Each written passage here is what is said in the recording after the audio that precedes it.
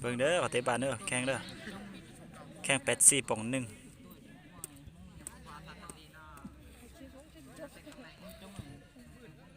เรียบร้อยโอ้นะฮักแกงหลาย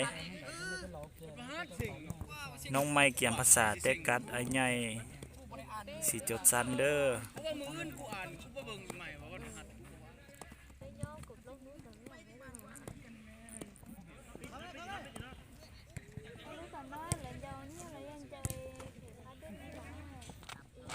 เอาสิเข้าบ่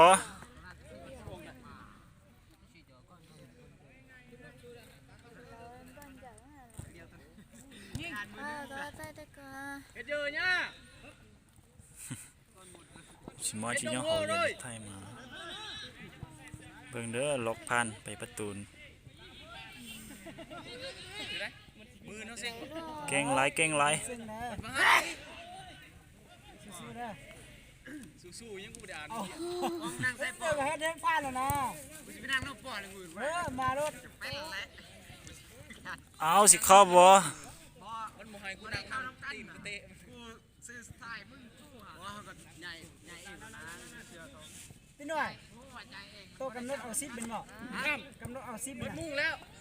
ได้11พอ11บันออกเอาส่งมาประตูด้านนี้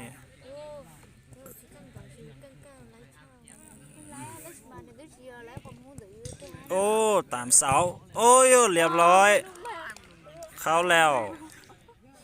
คะแนนตอนนี้ก็คือ5-6